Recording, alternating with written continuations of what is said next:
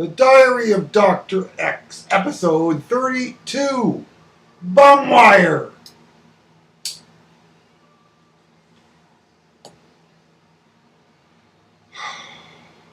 It was a spring day in 2013, if I recall correctly, late spring, as the cottonwood seed drifted on the light breeze that day, which happens a week or two before the worms drop on their webs from the elm trees in these parts.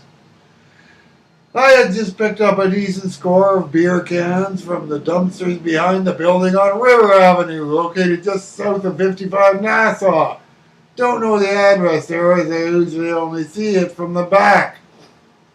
As I proceeded to the west, I saw a familiar red car parked in the visitors area behind the high-rise next door. I'm an ecologist. I don't do cars, so I have no idea of the make, model, or year, just the color. Sure enough, as I approached, my friend Ben, who was a machine operator at the bread plant from hell, rolled down his window. He's a slim, medium-height white guy with short hair, a big bushy mustache, and a permanent smile in his eyes. He called to me by name, as he doesn't know me as Dr. X. Want to smoke a joint? No surprise there. This had happened a couple times when we met previously, since we worked together. Hey bro, sounds good, I replied. He drove us a couple blocks to the south, where we found a quiet side street where we could park for a bit without any worries about being seen. There he ground up a nice bud from his bag in a little round metal box before rolling up a nice fat spliff. I never smoke at home, he told me as he worked on it. This was no surprise to me.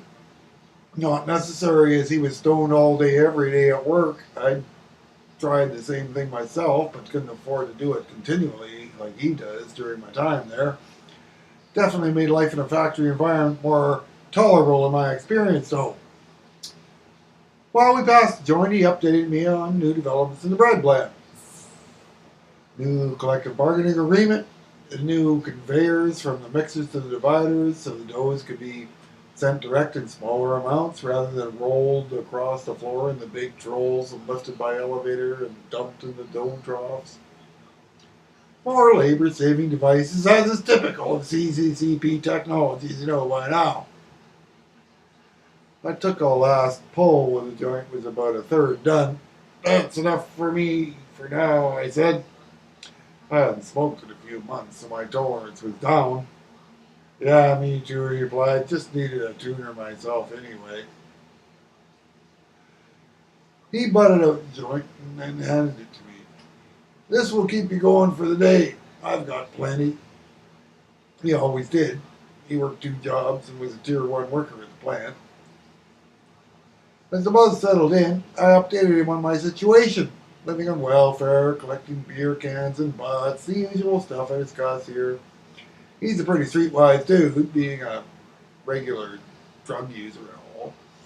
So, I also thought to mention something Zuki and I recently had been talking about. Not even Zuki could figure it out. He's a veteran, as you know. There's this one guy, I said, one of my competitors named Serge. I have no use for the guy because he's a real ass. We'll come right up on his bike with my plastic bags hanging off it everywhere and start taking your cans if you're picking up a group lying around a park or something, instead of going and finding his own.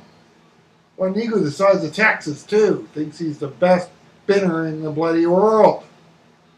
That's what we call it, those of us who do it, binning. Actually, he's so no damn good at it at all. Guess that's why he has to steal other people's cans. You see, he's too damn lazy to get it off his bloody bike, so he doesn't check most of the bins. Just rides up and down, collecting the obvious stuff. So if he sees me coming up the alley, he turns off and goes somewhere else because he knows it's cleaned up. If I see him coming up the alley, I continue on and collect everything he left behind. I found as much as $4 or $5 going down a single alley he had just trolled. We both laughed. In any case, for some reason, this third guy goes around cutting the cords off household appliances and home electronics and crap, just to fuck everyone else over if they might work, is what me and Zuki assumed. No, Ben said. I know why. I have a friend who does that too. He's collecting copper. Pure copper is quite a bit more, maybe 3 times if you find it pure, or if you strip the wires. But that's probably not worth your time, is what my buddy says. They call pure copper number 1 at the scrapyard, but they also take insulated copper wire at a lower price. They call it number 2. But you take a big basket of that to the scrapyard over on Logan Avenue, and hell, they'll give you 20 or 30 bucks for it. Mystery solved. He dropped me off back near where we had met, and I went about my rounds. I had fairly good luck that day and settled for a couple less beers because I had that fat roast to take up the slack that day. In any case, for the next couple months, I began collecting all the cords I could myself, mostly just so Serge wouldn't get them. Set aside a couple fabric grocery bags, such as I use for collecting, just for them. When I had them full, I looked up the address of the scrapyard he'd mentioned, checked my bus connections, and headed that way one afternoon when I didn't feel like collecting to try my luck. I knew as I approached that I was in the right place, since there were several empty shopping carts parked out front, such as collectors use. As I rounded the corner of the building, I entered a large fenced yard full of recyclable junk of this or that type, with a large scale for vehicles just in front of the entrance to the building.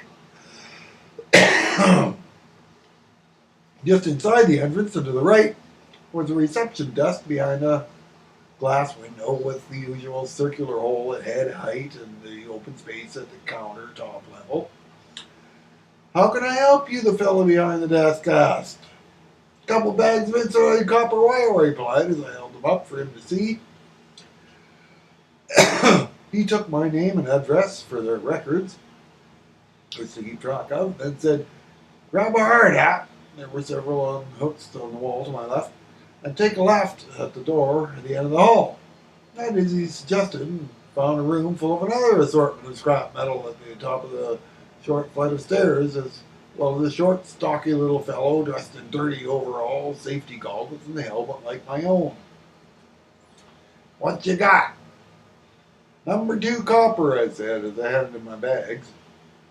He dropped them on the smaller scale he stood next to and noted the reading, 32 pounds, which he wrote down on a ticket and handed to me. "If you want to keep your bags," he said, "go and dump them in the bin there labeled BumWire." I looked to my right, and sure enough, there it was, in the middle of a row of large bins for this and that types of metal. I laughed to myself as I dumped my bags. As I returned on my way back to the office, I said with a grin, "Well, that's a good name for it." He laughed. "The funniest part, though, is that you guys are actually willing to pay us for that crap." I didn't elaborate on the social and ecological implications of the fact that the cords off home appliances and such are actually worth good money. Nor did he reply. Back at the front desk, I hung up my hard hat and passed the weigh ticket to the front desk guy. 32 pounds of bum wire at 80 cents per pound, $25.60, dispensed from an automated teller where you sign your name on a screen with a plastic pen. Enough for a pack of smokes and my beers for the day, along with the empties I had for the night before. Enough said. Cheers.